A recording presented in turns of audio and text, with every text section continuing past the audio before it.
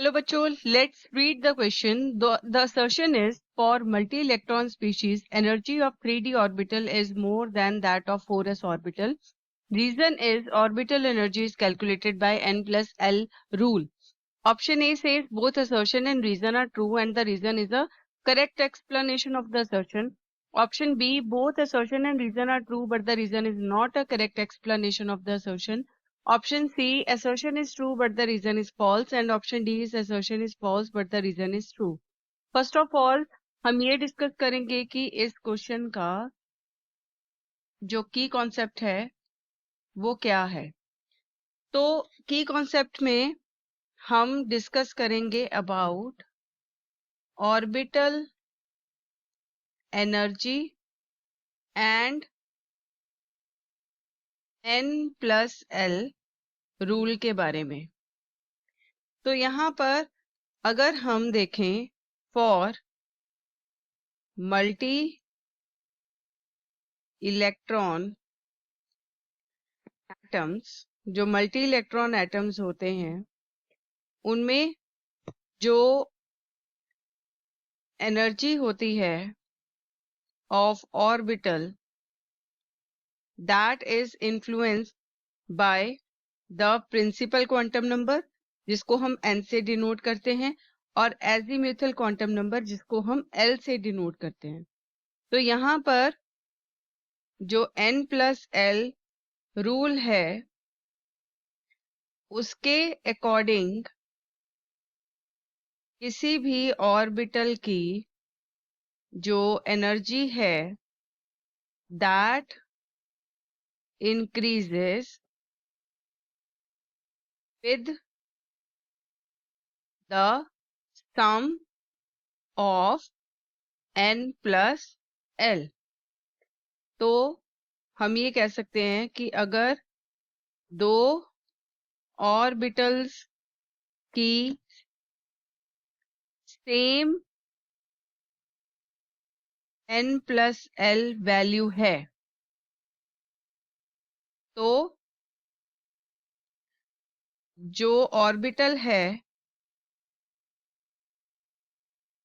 Lower n value के साथ that will have lower energy.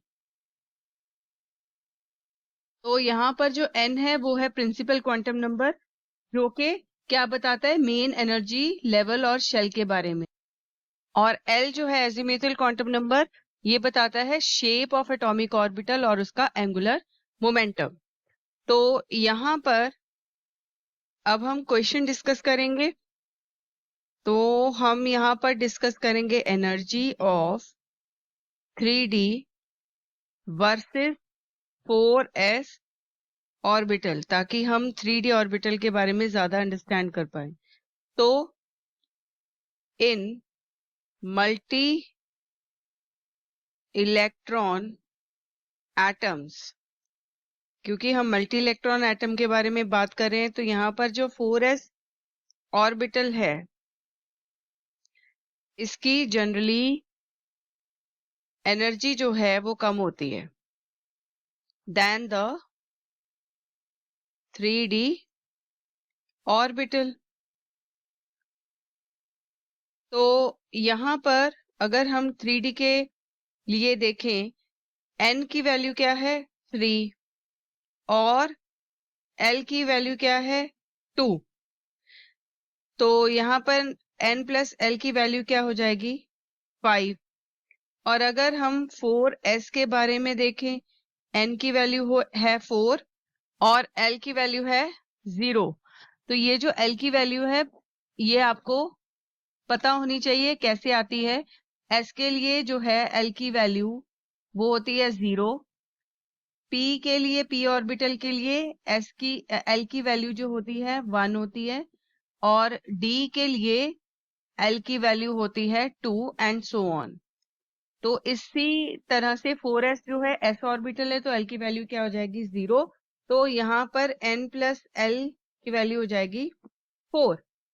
तो अब अगर हम असर्शन देखें जिसमें ये बोला गया है कि फॉर मल्टी इलेक्ट्रॉन स्पीशीज जो 3D की एनर्जी है that is more than 4s orbital, तो ये क्या हो जाएगा, ट्रू हो जाएगा, क्योंकि जो 4s ऑर्बिटल है ये पहले फिल हो जाता है, फिल्ड बिफोर द 3D, क्योंकि 4s की जो एनर्जी है वो लोअर होती है देन 3D, जो अभी हमने प्रीवियसली डिस्कस किया n+l रूल के अकॉर्डिंग।